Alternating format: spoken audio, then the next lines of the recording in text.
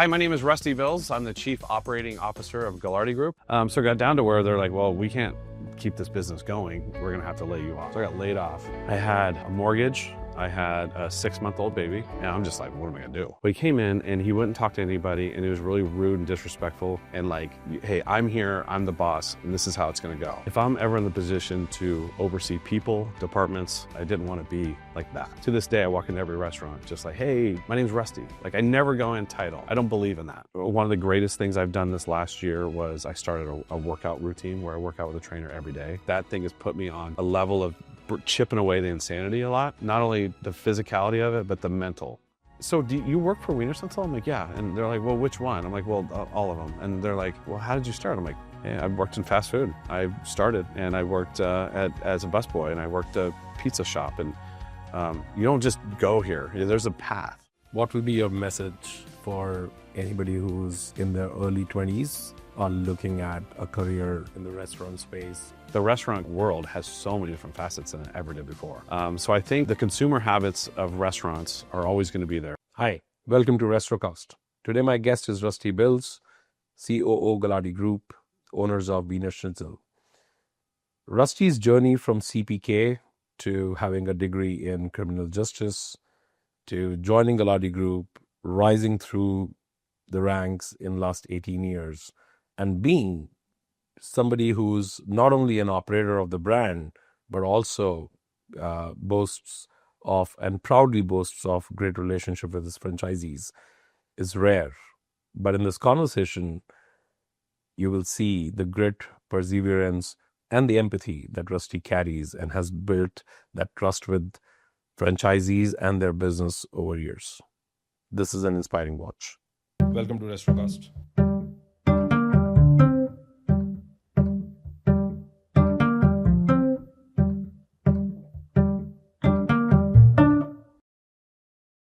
Rusty, welcome to Restrocast. Thank you. Thank you for having me. Thank you for agreeing to do this. You know, when we were talking about this podcast, we started off with my thesis that this industry, you know, nobody in their sane state of mind comes in or continues. There's definitely some level of, insanity, not only that you love, you just get used to. Otherwise, you get ejected out of this.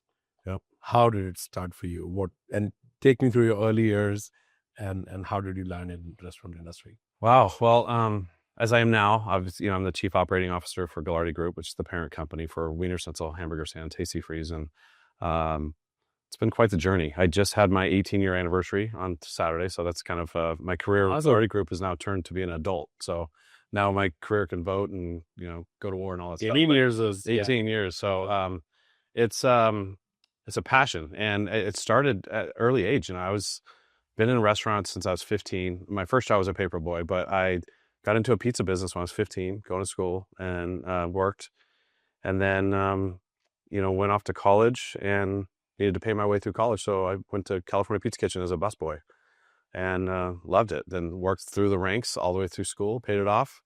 Went to busser to server to counter manager. I actually loved it. I loved the culture and the values of that company. The tips were great to help pay my way through college. Got a degree in criminal justice of all things, which has no reason why it gets me in the restaurant business. No idea.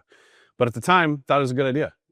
OJ was doing his thing and it was captivating the audiences in 1994. So I thought, yeah, I'm going to be a criminal profiler. And it didn't go that way. They needed like internships and freebies. And so I was like, I can't do that. I need a job. So a buddy of mine got a job with, I graduated, got married right after graduating. And he got a job as a recruiter at a staffing agency.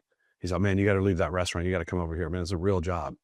It's like $25,000 a year. We got to do this. I'm like, all right, I'll give it a shot. So I get my cheap suit at Macy's and my wingtip shoes and had to be a recruiter for a staffing company.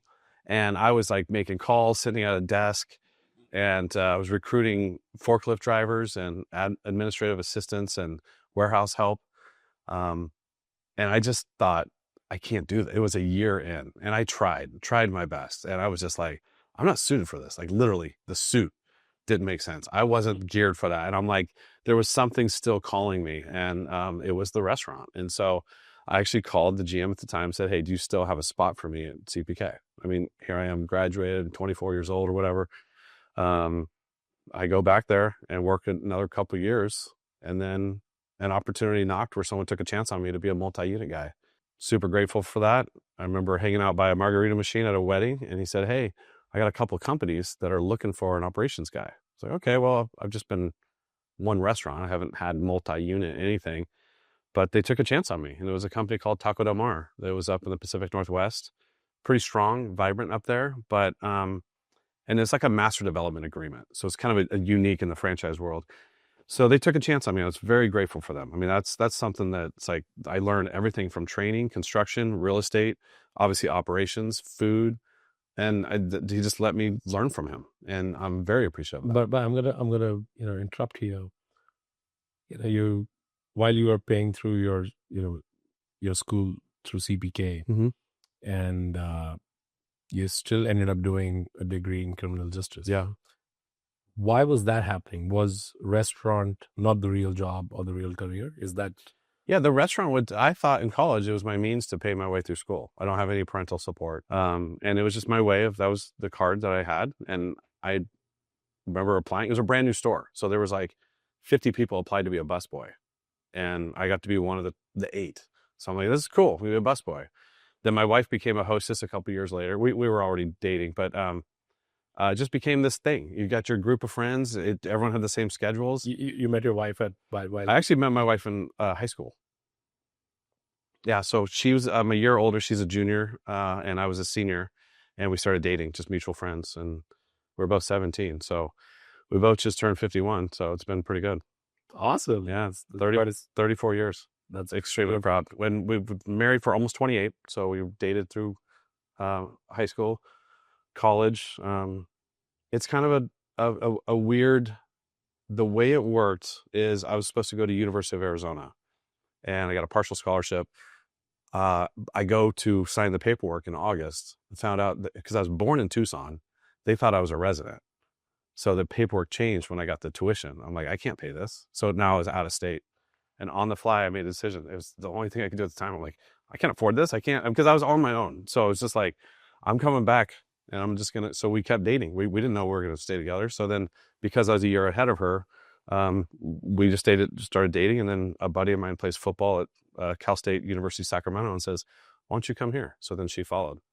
So it's a little twist that moment of somebody speaking of driver's license, we're talking, they thought because I said my birth city was Tucson, Arizona, that I was in state. And back then, I forget the tuition. It's definitely different now that I pay for one for my daughter, but it was dramatically different from in-state to out. And I'm grateful for that because probably wouldn't have, the family I have, the career. And it's so weird. It's a tipping point. It's those, when I read about the outliers and tipping point, you're like, wow, there's something that happened that definitely put my life it changes in a whole different trajectory.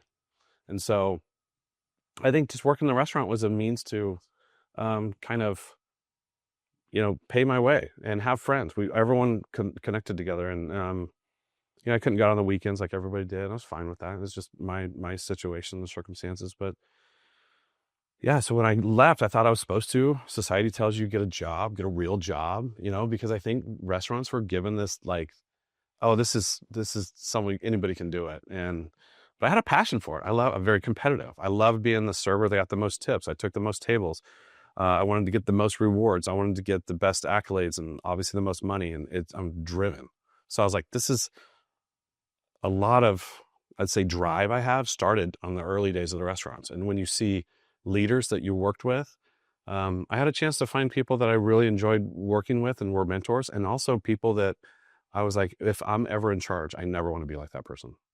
So I've learned those lessons because I think that's the trajectory of life. You learn from moments that were great for you and moments that were not. And what was something that you felt very strongly was first time when you felt that the day I'm in the position of power, I'm not going to be this? It was a regional director came in, and he was doing his like half year. He was a corporate guy.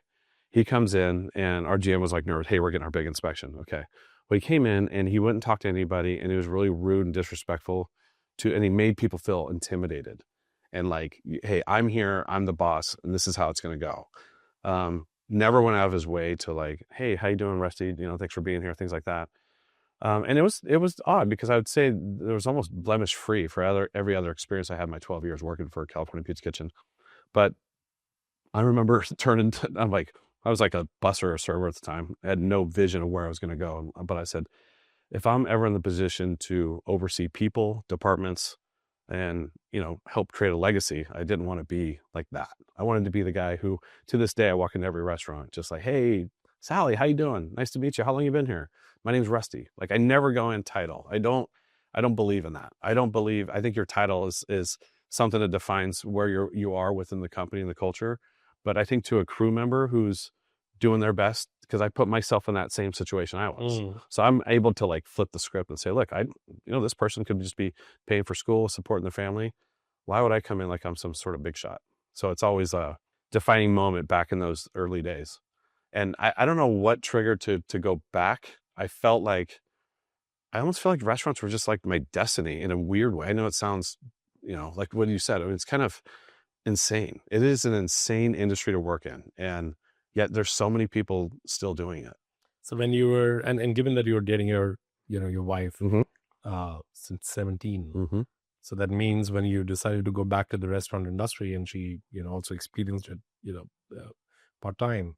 So was there a conversation about that this is a mad industry and, long hours and you're not going to see light of the day literally at times. So what? Yeah, I think, at that level, I was like the store manager, a bar manager, had a great schedule, worked Monday through Friday from like 9 till 5. So I had a non-traditional schedule in the restaurant industry. And she was a hostess for a while. It worked sometimes, it didn't work because I was so hungry for business that I would say, hey, I need more tables. And I'm not going to show favoritism. And so it became this like little squabble. So we'd take it home. I'm like, don't you want to help me get? She's like, I don't want to show favoritism. So just deal with the tables you get. So it was always a fun thing. And I think those early days of me working nights during college, it prepared us. She has to, that's the thing that I think is a lot of people don't realize in the restaurant industry. The spouses go through some chaos from not only the travel, and when you got little kids, I mean, she's the champ. She's the CEO of the household. It's like, I'm gone 4, 5, 6, 7 days at a time in chunks. And that was back when we had like 5 and 6-year-olds, and that job is crazy. Yeah. And definitely doesn't get the due it gets. I walk around, I have a title, so people like look up to me or something. I'm like, no, she's the one that did it. It's like, it's admirable because I sometimes get emotional, sorry, but I'm nowhere without her. Back to your career. So you are, you got picked by Taco Del Mar, who took a chance on you, took a shot on you, and taught you the ropes of the trade. Yep. How long did you work with them, and what is it that you learned there? So 2.5 years in, master franchise agreement. So we started expanding in Washington and then in California. I think that's where it all went awry. This group, they're from Washington. Seattle is the base of Taco Del Mar. So this master development group that hired me on is kind of a jack of all trades, even though I didn't have many trades, but they got me going. So I opened up 31 stores in 2 years. It was mass production. I mean, they're basically a Subway. If you think of, it's 1,200 square feet. It's a food for you there. Not a lot of equipment. It's literally, it's the way the food was. It's kind of like Subway. It's literally just a microwavable food and stuff. And it just kind of didn't hit well in California for obvious reasons. California hits all authenticity with Mexican food, the regional chain, the local taqueria. Having a place like this was super Americanized that maybe survives in a certain region of the country. So it got down to where they're like, well, we can't keep this business going. We're going to have to lay you off. So I got laid off. I had a mortgage. I had a 6-month-old baby, and or 8 or 9 months actually. And I'm just like, what am I going to do? And it's my responsibility to figure it out. And Career Builder was still a thing back then. It was 19 years ago. And I just grinded. I had 3 opportunities that all brought me in for interviews. Wienerschnitzel and 2 other brands, Real Mex Restaurants and Jamba Juice, back when they were themselves. And just evaluate. I had never been to Wienerschnitzel before in my life. Until I tell my mom. And she's like, oh, no, you did, son. When you were 3 in Tucson, we went to one on Oracle. So I'm like, okay. So it's kind of cool to go see that location because I know my mom said I had a kraut dog or a mustard dog when I was How old is 3 years Grell? old. 64 years. Damn, that's 1961. Yeah. So basically, I just had these interviews with different people, different companies, about a 3-month process. Me and my wife had this is before all the technology. So I had a dry erase board, pros and cons of each brand. And just like, it was me and her going through it. It's like travel, money, experience, the type of food. Jamba Juice is forward thinking, healthier. Wienerschnitzel was kind of its own like fast food. And we went out to try it. And then I looked at stability. I'm like, this company's been around a long time. They're privately held, which usually means you're not going to have the 4, 5, 6,000 units like some of our competitors. And the people I interviewed with, and I just said, that's what I want. I want culture. I want people. What stood out for you? I had 3 different interviews, and there was something about the care and concern and the longevity that they had. The people in the company had been there for a long time, and I think there's something really cool and unique about that when a brand can sustain relationships that long without turning it. Now, you can also look at maybe there's some complacency there. There's a different lens you can look at. But what I saw early on in those stages was, my boss had been there for 20 years. The next report was there for like 15. And the president of the company had been there for 30. And so I was like, this is really cool. And they're based out of Newport Beach at the time. So I flew down and met with them. And then, I got the job. It's like a 3-month training that I went through, full restaurant training. And then just hit the ground running. And I just remember I was told by my supervisor and HR, this is a good company if you want to stay loyal and be with for a good time, they'll take care of you. But if you want a rapidly expanding career ladder, this isn't for you. So apparently that I signed those papers knowing that when I started. Well, year 4.5 comes in and I'm doing what I think is a great job. I'm area director for 40, 50 stores. Every time someone leaves the company, gets fired, let go, I'm my hands up. I'll take Utah. I'll take Dallas. I was just an eager beaver. I mean, I was 33 at the time, ready to go. And I think that resonated with the leadership team at the time. But I just kind of reached out. I think I need to spread my wings. I think I'm capable of doing more than just doing an audit and helping a franchisee look at their business and walk the path of drive-through and say, pick up this. It's a very necessary job, but I thought I could do more. And so I just went back to HR and my supervisor on any opportunity for growth within the company. And they both said, and I hate saying this because one of them still works at the company, they're all, well, no, you knew when you started that there weren't going to be opportunities. So I said, okay. So I talked to my wife and we thought the best thing was to take a chance and go somewhere else.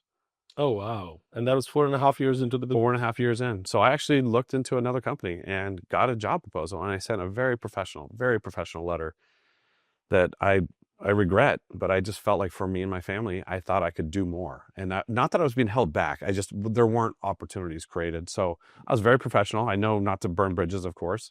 Upon learning this, the leadership team was like, no, there's something special in you. And the president of the company at the time, which I didn't know very well, because at that time it was an intimidation factor. He called me. He's like, Rusty, I hear too many good things about you. The franchisees call me.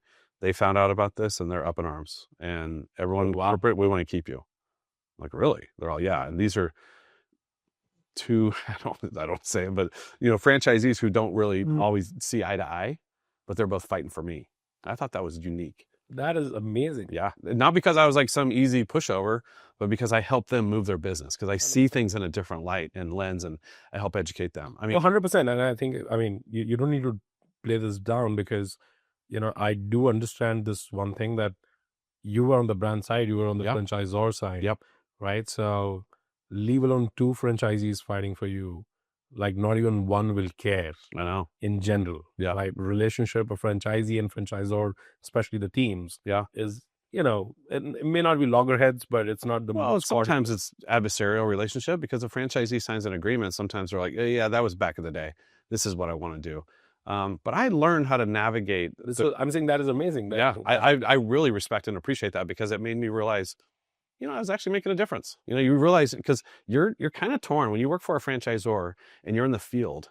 You got a franchisee, you're the tug of war, you're in the middle, because you do get a paycheck from somebody, but the paycheck is actually created by the franchisee and all the customers. So you're kind of in this interesting teeter-totter. And I became so like driven to help franchisees, especially more importantly, the ones who understood that they're buying a restaurant in a box and their goal is to use the systems and tools that we create.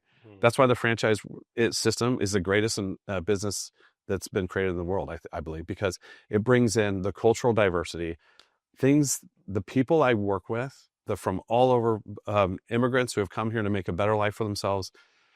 They're trusting this American brand is going to take them there, and it has. And to see that happen time and time again, because we have franchisees, these same two guys I'm talking about have both been here for over 45 years on the brand. Oh, wow. And one of them's the largest franchisee in the system, and very well respected. I've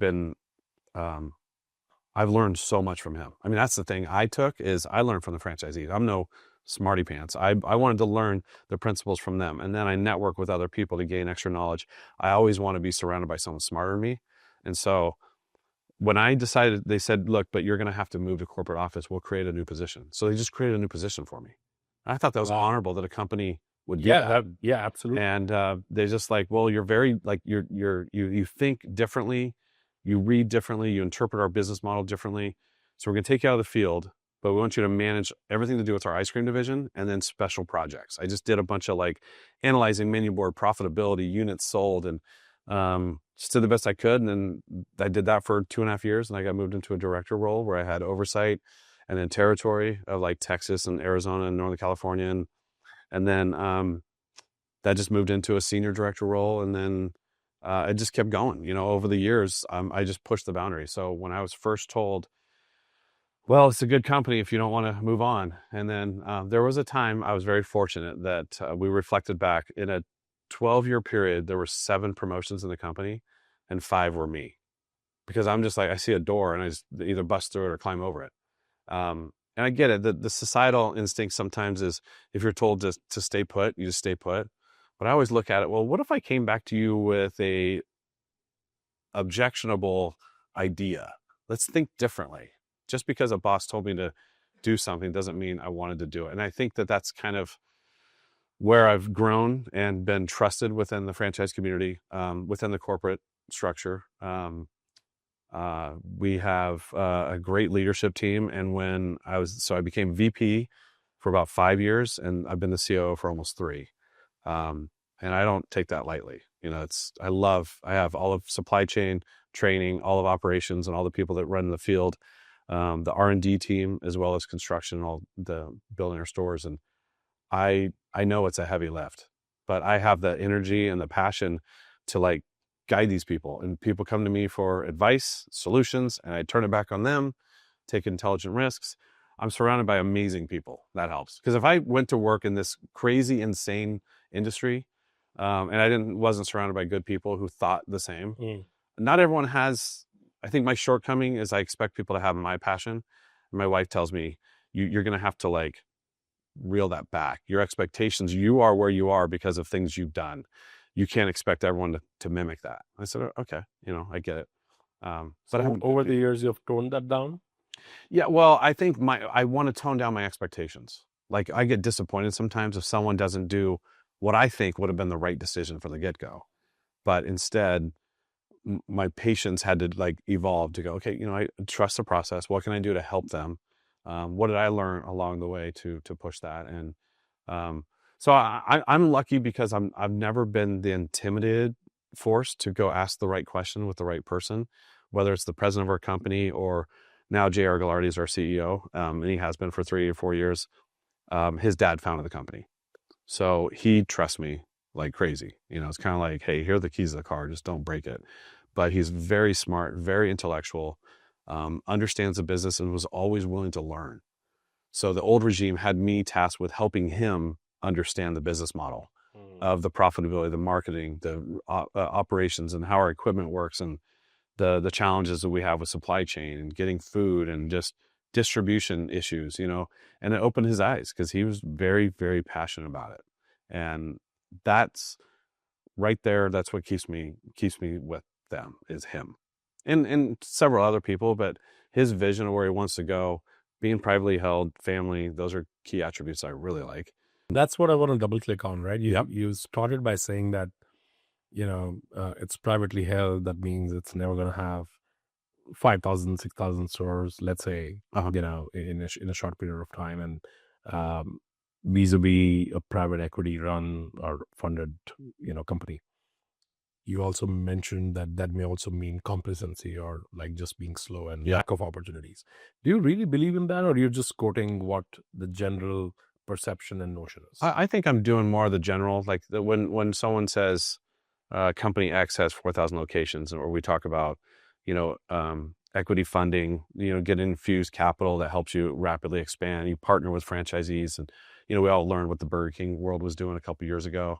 I'm not saying that we can't grow. We have a path to grow, and we have a strong, you have to invest into corporate overhead to kind of help push the envelope and move forward.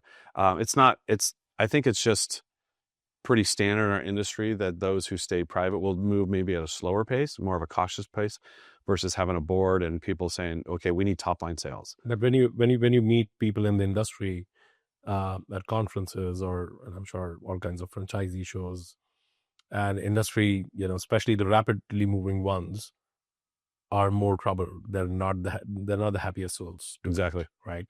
What do you feel about that? I also hear, merging brands when all these things are happening. And I have friends all over the QSR space. And I heard one recently that hasn't gone well. It's the two California brands and they merged, and one had just said, well, it's just kind of changed a little bit of our culture. And I get it. I get the whole acquisition. I'm not saying anything's off the table. I talk to JR a lot about these things, but there's nothing is like a closed door. I'm just saying what it helps in my situation being private is I get to report to one person who will trust the guidance of his leadership team. He trusts all of us. And what I mean there, it just kind of keeps it more simplified. I can make decisions on the fly. I need something done that's going to change a procedure. I don't have to go through all these silos. And I think that's more of what I mean by that, because I have no complaint and I would never disrespect any other brand, that public, private equity, or otherwise. No, I hear you. I mean, I don't mean that respecting or disrespecting, but from a business perspective, I think I'm also coming from the fact that, see, I'm of the of a very similar nature and opinion of what you're telling me. That means, slow and fast can be relative, but a steady, good business where people who work inside the business feel fulfilled and happy every day. And you can look your customers in the eye and not feel embarrassed. And you're working hard for that. And that takes time, and good things always take time. Big and small is relative, right? Yeah. $100 billion company looks at, all this AI boom right now, looks at a $7 trillion company and feels small, right? So what's big and small? That's quite right. Yeah.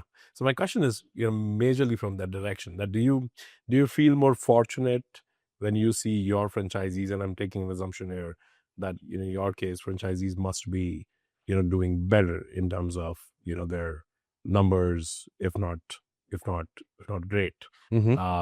Because with velocity, a lot of brands are just, doing bad things with respect to promises. Yep. I think with us, we pride ourselves on being very pro franchisee. And I know anyone would say that, but I don't think that's always the case. A lot of times you want gross sales, you want top line sales. That's what makes a franchise engine move. But we want to be profitable, purposeful sales. And if they're in doing so, it helps the franchisee make money. That's a win for everybody. So the relationships we have are very critical. Having our advisory board that help us make, very challenging and difficult decisions that impact profitability at times. But when they see where we're coming from, that we don't want to be this drop the hammer. And of course, we have to run a company, and there's legal consequences if you're going to negatively impact the brand by doing something that's not correct. And there's a reason why we have a legal department. There's a reason why you sign a franchise agreement. Those are I've had to close some stores. Those are tough moments. But if it weren't for the other franchisees, they appreciate that. They appreciate that someone who did wrong or did bad was held accountable. And I think it's a good look. So the franchise world is very tricky and intriguing. And like I said, I'm so respectful of these people who have taken a chance on America and taken a chance on this little humble, hot dog shack, from 1961 to say, I want to invest with them. Things have changed. We pride ourselves on being better, like profitability, and some like food costs is lower than a lot of our competitors because we're not in the burger world or sandwich world. But it's a challenge, with construction costs. It's off the charts these days.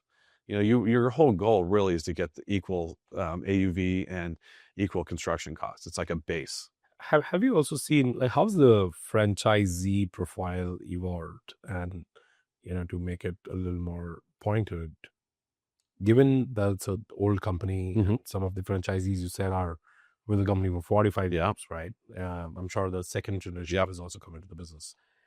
Signing up a new franchisee today, new age or people of 2025, Mm-hmm. how difficult and different is it? It's very challenging. It's very challenging, not only because there's so many more choices now. The best marketing for selling franchises is how our actual stores perform. I mean, that's the number one. You can have a fancy salesperson who can say anything. I get involved with discovery days because I also want to tell them the hardships of a brand, and I do that to be transparent. I want to tell them the honesty about there's going to be miserable days. You're going to have challenges, and I think my transparency with franchisees, I pride myself in carrying great relationships with them, even though the challenging ones, when we have to have those challenging conversations about the brand. I pride myself. I think my strength is the relationship business of being honest. I'm very mellow. I never go hunt and scream and pound. I know there's a style for that, and some people are good at that. It's just not mine. And when they're screaming at me, I say, hey, let's just have a conversation. So where did we go wrong? What can I do for you? Or what did that guy do so wrong to you that you need me to fix? So I think what it is, it's a lot of education because we are getting non-restaurant experienced people into the restaurant world now. And I know there was a big push in that in the 70s and 80s, but now we're having people who are successful in a different, like medical sales equipment. We took a chance on when other people are like, well, doesn't have any restaurant background. I'm like, yeah, but he's so smart. He had such great ideas and discovery. Took a chance on him. I asked him to take on a project, and he took a franchisee who was struggling. He bought 3 stores from him, and then he built a brand new store. And he's so hungry. Sends me a text every day. Hey, thanks for this opportunity. I love it. I want to do more. I want to do it. Keep giving it to me. And I love that. Then I have an individual couple that opened in Omaha, Nebraska, which is a change for us because we're a Southwest brand from Texas, basically all through California, 73% in California, which it's a whole different challenge with government regulations. But they run like an Airbnb business. So think about the difference from having a house that you're stocking. I don't want to act like I know what goes on in Airbnb, but versus the challenges of a restaurant. So we go through this process of opening. I go meet with them the week before, and I had dinner with them. I said, you know what? You both are going to need each other, but I'm going to tell you right now, it's going to suck. You're going to hate it. You're going to run out of food. Your equipment's going to break. Your staff's going to call in sick. But you're going to sit back and laugh and look back at that because it's all going to get better. And you're going to go through this, and we're going to be with you along the way. So she was like, okay, I'm here, Rusty. But the husband was kind of like intimidated because he's not used to that. So I'm like, if I just painted rainbows and butterflies, like, oh, just turn on your hot dog grill, turn fryer, hit that KDS, you're going to be knocking people through. And it's just not the reality of it. And, things did happen. Here we are, a couple months in. And, but I think the preparation of setting people up for success and knowledge of what's going to happen, that's the uniqueness of new franchisees. We have another great one in Boise, Idaho, who was in the roofing business, just doing roofs all over the country. And I'm like, why Wienerschnitzel? So I always ask, why Wienerschnitzel? Why restaurants? Because we have turned down some people who think, oh, well, I'm retired, so it seems like something to do. I'm like, this is not a hobby. These are not a hobby. I mean, you've got government regulations. You've got, it's not a side gig. this is not a hustle. This is not a, hey, look at this. I'm going to put this picture up there and we're going to sell a bunch of hot dogs. There's more to it. And I take on that challenge. I like that. I like because we do need to expand. We need to expand to new areas. So we're going to get a different a different customer base, but we're also going to get a different franchisee. So we're working with people. Our sales team does a great job. But Rusty, this is hard work. And I mean, by that, what I mean is signing a franchisee today who potentially may not be the operator or you don't want them to be a real operator. You want them to be another enterprise within an enterprise, right? So if you see Yum Brands of the world today, their biggest business comes from companies who are $1 billion themselves, running 300, 500 locations, within that. And the people that you're talking about, right? They will add one store each time. Exactly. They may grow, even if they grow 4x in next decade. That'll be 4 stores for you. I know. How do you look at the other side? I think our goal is to hunt down the big whales, the people who want to add to their portfolios. Existing multi-unit operators, those are people we like to have conversations with because they already know the business and they'd be willing to. I think what we have to make sure we do is do proof of concept. The problem is we don't have that big and I talk to a lot of people. I mean, I know we have 210 franchisees out of 342 stores. Wow. 1.3 stores per franchisee. That's crazy. So that's crazy number for relationships. It's insane. So that's when you said insanity, I told my wife about that because I tell her all the time. I tell everyone that will listen. I'm like, what's crazy about our sector is we're managing 1.3 stores per franchisee. The average in the industry is 8 to 1. And I have friends at Jack in the Box. They have 105 franchisees for 2,200 locations. So the relationships, they only have to talk to 105 people for 2,200 locations. We need to manage those. So the FBCs and the roles I deal with, this guy has one store and he wants us to change everything in the brand for his one store. But you get a guy who's invested in 25, 30 stores, he doesn't even need us. And I find that very fascinating. That's the shift that we have to do. We have to get people that are willing to take on more. We have to reduce that cost of entry it's the construction costs that are out of our control. Like we've re-engineered, scaled it down, but it's still a 1,200 square foot building for a lot of money.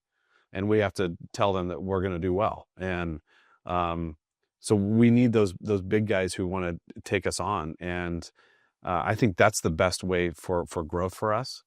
Just kind of hard to find those because it is challenging in our world to communicate with that many people. Because they look at things like, this is my challenge at my store. We're like, yeah, but we're talking about a brand. I have to manage all the stores and you're talking about your one. I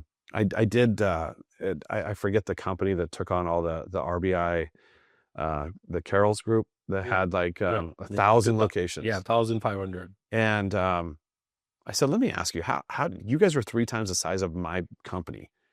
What's your hierarchy? What's your structure? So she listed off everything, all the C-suite, all this supply.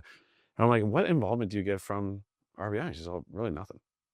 So that's a whole nother thing because I truly believe the franchise world is the best business model there is. Those people come in knowing that when you have one store, you have to rely on the franchise. But when you are running your own business empire of 10, 15, 20, 50 stores, you're not relying on anybody because the reason why you subscribe to a franchise is the systems and tools. You've got training procedures. So I think the only analogy that I can give you there is that, when you are in the franchise business for a brand like yours, the corporate team is basically, think of it like you're an outsourced operator for an entrepreneur or an investor. Yeah. When you become somebody like RBI or Yum Brands, you at the corporate is just a consultant to somebody else's business. Yeah. Right. We're kind of like nudging them to stay inside the lines, basically. RBI and Yum, these companies are actually consulting companies. And the business of the restaurant is actually off the franchisee. Yeah. In your case, business of the restaurant is your business, and your franchisee is your customer. Yeah, or that's a really good way to look at it. It definitely creates more heartache than others. And when people think, well, you guys are so small compared to all the big guys. Well, yeah, but when you look at the relationships we have to have and the nuances of different people from geographic differences, the cultural differences, it's hard because you have to teach your FBCs how to communicate differently. That these people have a different way of doing the business. But when you get the big companies, they're like, hey, we're in it to win it. We don't have to think about hot dog sourcing. You guys already do that. We negotiate all the contracts.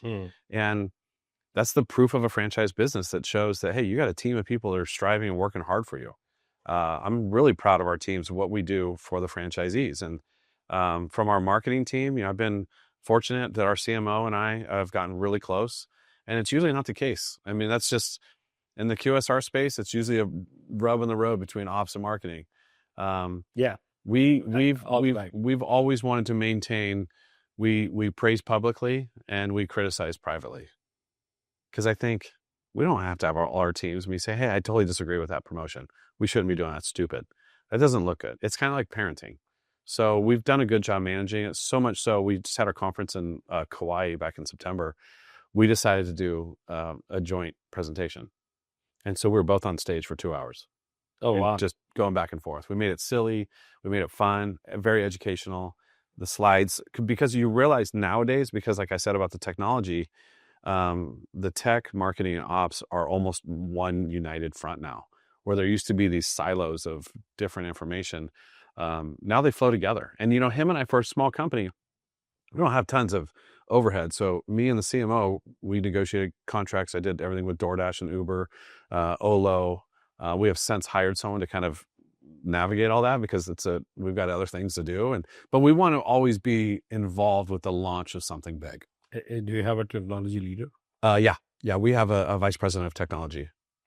And how has his or her role changed or evolved, especially after COVID? It's really challenging. Mohammed is our VP, and I work very closely with him. He's a champion. He's got contacts out in the industry. We work on everything together. Then we have, only a small staff in there, but a couple have to manage the help desk issues at store level. So we're going cloud-based. And that takes some hiccups and hurdles. We're about halfway done. So that takes a lot of time. Then this emerging technology of whether it's customer sentiment, integrating inventory management, all these things are technology, APIs, you got an integration. I mean, I'm speaking your language, so it's like, I always say we do all the calls together. I'm like, hey, you make all the fun nerd stuff. If he agrees to it, I'll do the contract. I want to make sure him and his team are good. And then I said, I'll do the heavy lift. I'll sign everything. I want to make sure everything's polished, but I want to make sure everything flows technologically. I never want to bring something onto the brand that's going to create havoc for our IT team, just because IT is almost at the forefront of the industries now in the restaurant space. And it's fascinating how from getting a little software, I jumped on board with one of the companies to have my FBCs do reports on, take pictures and get data and do that, to customer sentiment from SMG we've partnered with for years. Everything is different. I think some of the team is overwhelmed by all the new technologies coming in.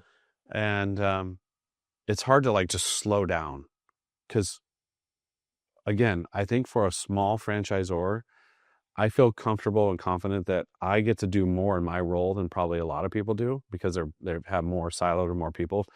But I also love having my hands on everything.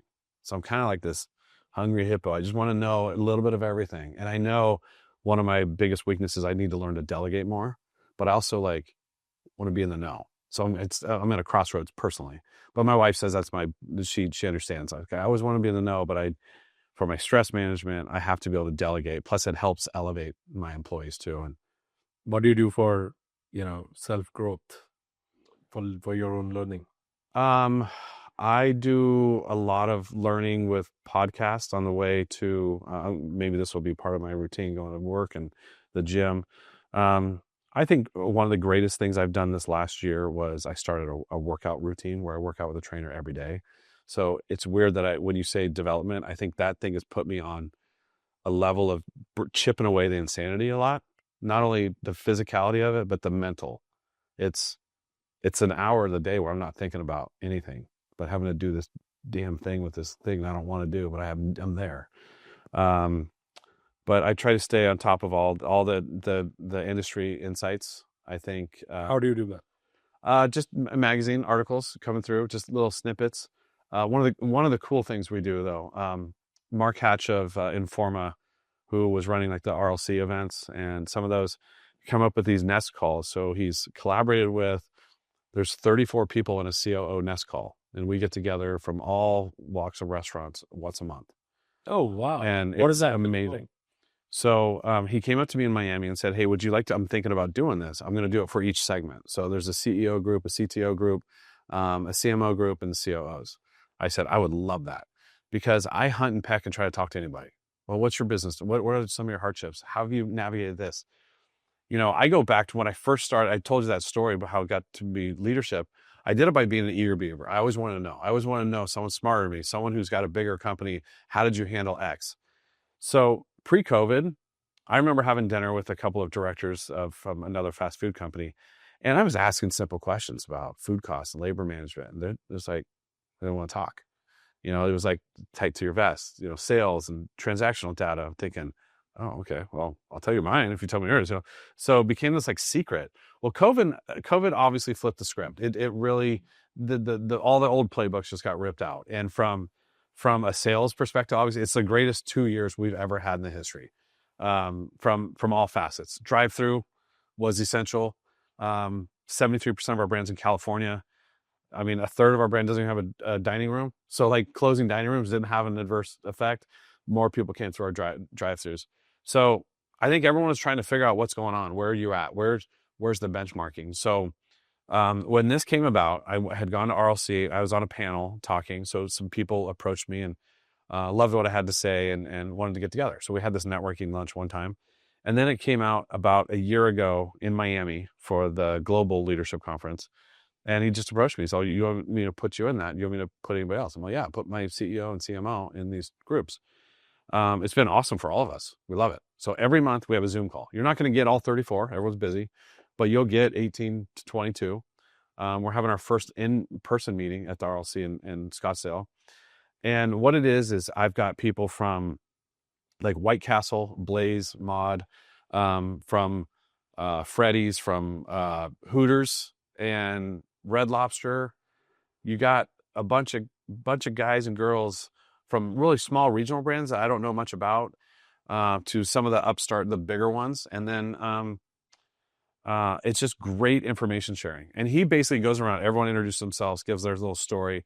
And then it's like, hey, what's everyone's tech? We talk more about technology than anything. What's your tech stack for hiring? What's your tech stack for integration for customer sentiment? So then we'll say, okay, so we start name dropping. And it's never disrespectful, but someone will say, oh, well, hey, why don't you reach out to me offline? I'll tell you my experience with company X. Someone will say, oh, you know what? I did work with them. Here's where it went with me, but it might be different for you guys. I did it for a company who's trying to do voice AI for me. I personally wasn't thinking that they were ready the way Presto was, but they're great at call center stuff and taking calls. And so I referred them to the Red Lobster team. They switched their C-suite, and I said, they might be great for you. I think that's the generosity of what this industry and this camaraderie, the fraternity, sorority of it is sharing great things about great people. I love that statement. Pain unites. About misery loves kind. It's the old adage, because you're always chasing something, and it's a competitive landscape. We do sales year over year, week over week. Everyone's doing the same thing, and when we're struggling, I feel good to reach out to some of my sidekicks and say, hey, how are you guys feeling these days?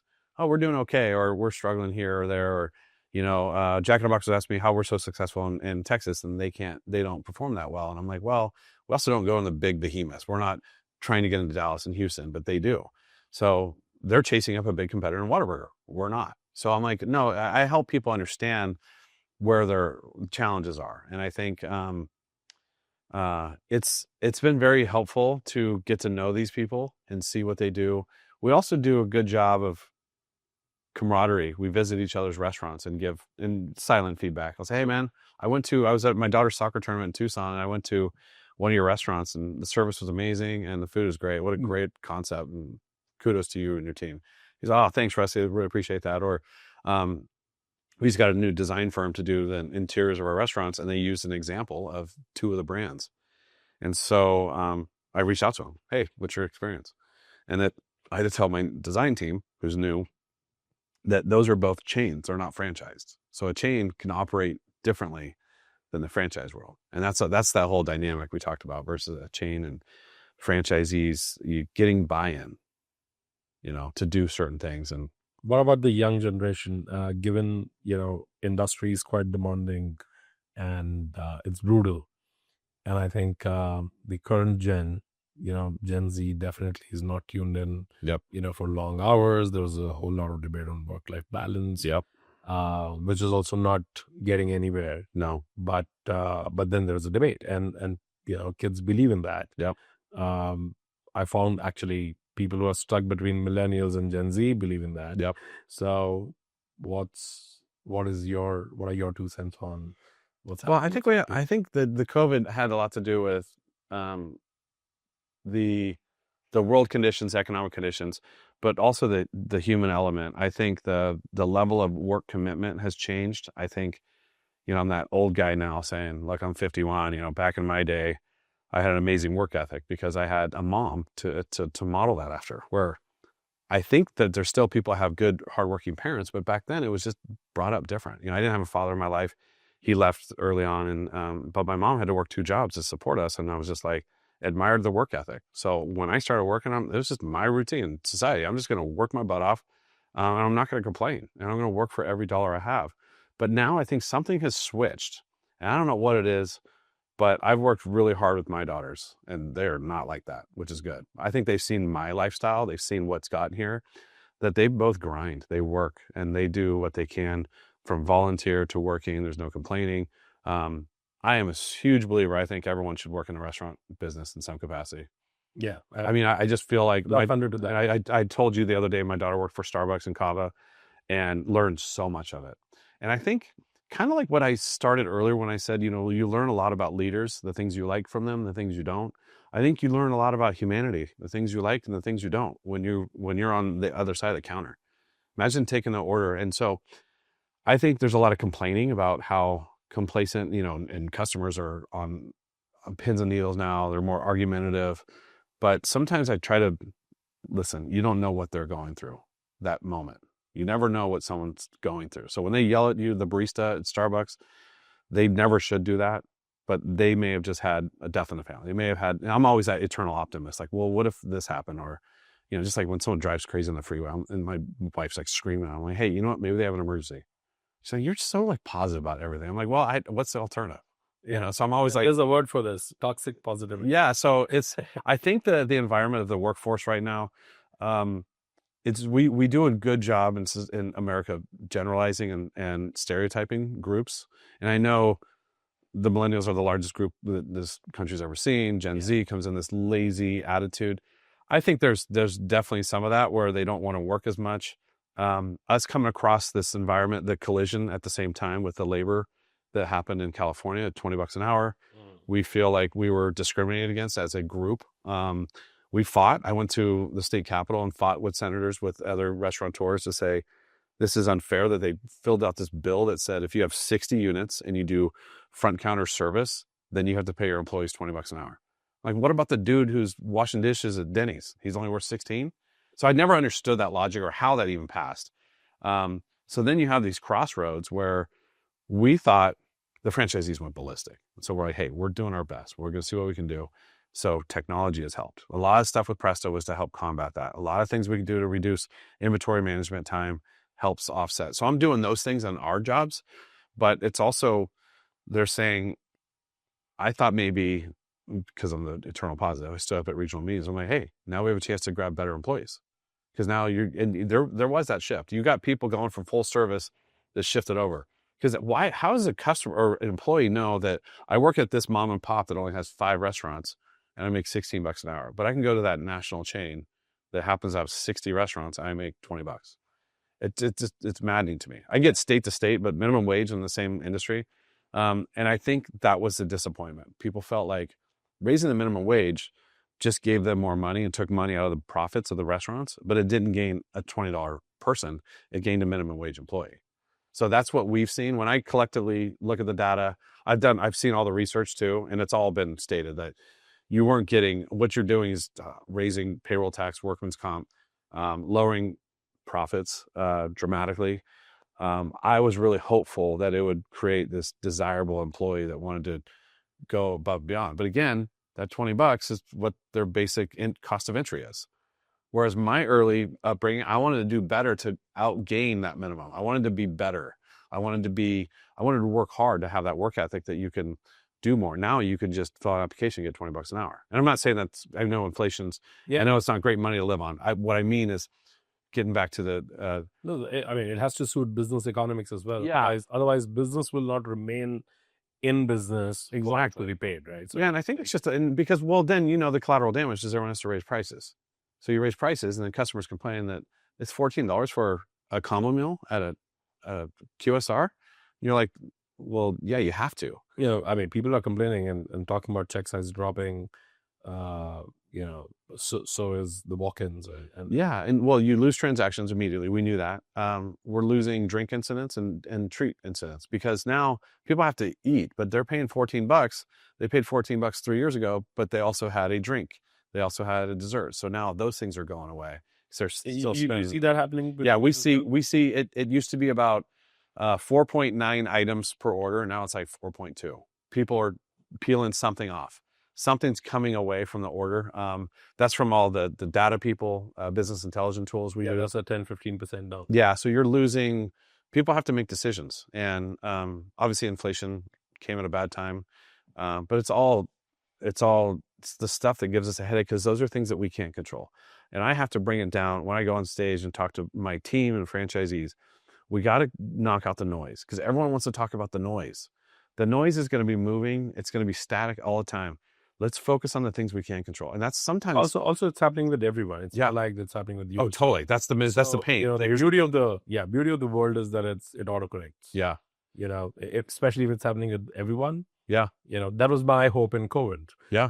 Whenever I was confused that what's happening, I was like, well, it's happening with everyone. So Yeah. sure, I thought That's that pain. That's that misery loves company. And I think that's intuitive to say, you know what we got to do? We got to win these customers over. We got to treat them fairly, friendly. We got to be fast and efficient. We got to have hot food. And let's just continue to do that. So when they don't do that, when they complain about, cost rising, and yet they get customer complaints about how they're at, we're like, we're missing something there. And I think that's the biggest challenge that nobody has a fix. I know there's certain brands that thrive and really appealing. The ones that are the halo brands that we all strive to be like, they get the easy things right all the time. What will be your message for anybody who's in their early 20s and are looking at a career, the real job career in the restaurant space as an operator? Well, I think when I look back, I would say that the restaurant world has so many different facets than it ever did before. I think you're a living example of, with your knowledge and your tech involvement. It may have never been inspired to work in a restaurant space. You probably did some stuff in early days that were like for, some other companies. So I think the consumer habits of restaurants are always going to be there because, for example, when my daughter was trying to figure out what to do for school, I said, things are always going to happen. Crime.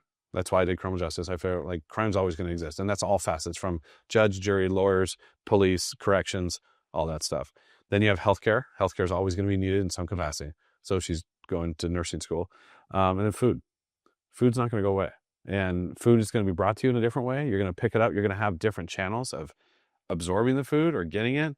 There's always going to be this noise of what's healthy and what's not. And everything on TV and your marketability tells you it's got to be organic, it's got to be gluten-free and all this. But if that were the case, then certain brands wouldn't even exist. Americans are creative. They choose what they want, but they're told these separate messages. And the Subway story was that they did it's the eat fresh, but then people come in and go, oh, actually, I want the double pastrami. But so marketing works to bring them in, but they get something else. I think it's knowing that there's so many different ways that you can work in the restaurant space and not be a cashier or a cook or being in cleaning dining rooms. Those are critical, but there's so many other avenues that they can take now. And I'm honored that we work with the California Restaurant Association, so I get to go talk to high schools and students and talk about the growth of busboy to COO. Oh, you do? Yeah, I love it. Because people think, so do you work for Wienerschnitzel? I'm like, yeah. And they're like, well, which one? I'm like, well, all of them. And they're like, what do you mean, like regionally? I'm like, no, I oversee the brand. And they're like, well, how did you start? I'm like, hey, I worked in fast food. I started and I worked as a busboy, and I worked a pizza shop. And you don't just go here. There's a path. I think sometimes everyone wants everything to happen right now.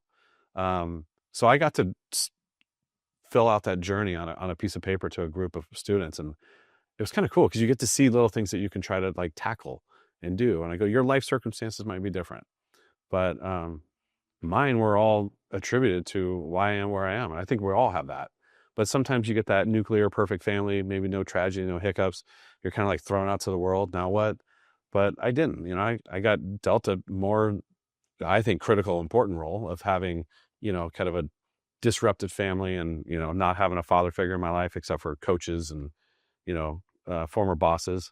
But I think that people should realize that food is here to stay, and there's so many different channels that it's being disrupted by. That is so awesome and wholesome that you're pro restaurant career and you're doing your bit to inspire 20-year-olds or I love it. even younger, telling them that there's a path.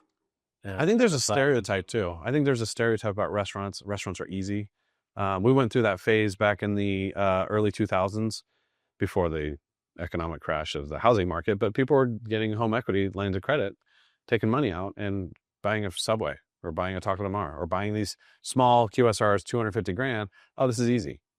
And they were a teacher. They were doing something else. And they can't even do a Subway because they just, your mind comes in as if it's so basic. To this day, one of the challenges we have with these big investor type guys is your time is valuable. So say you said, hey, I've got a group of people, I want to invest X amount of dollars in your company. And we're like, well, we need you to go into training. You're like, I can't go. I'm going to have AJ do it, and so you put him through 8 weeks of training and they come back and they fight us on that. Well, why? Can it be 5? Well, look, we are setting you up for success, and more training is always better. You're never going to have enough training in life, but it's this short-term necessity of like, well, I got to pay for housing. I got to pay for this. He's going to be over there. I'm like, it's going to be worth it in the long haul. So we've had to set up what we call investor training.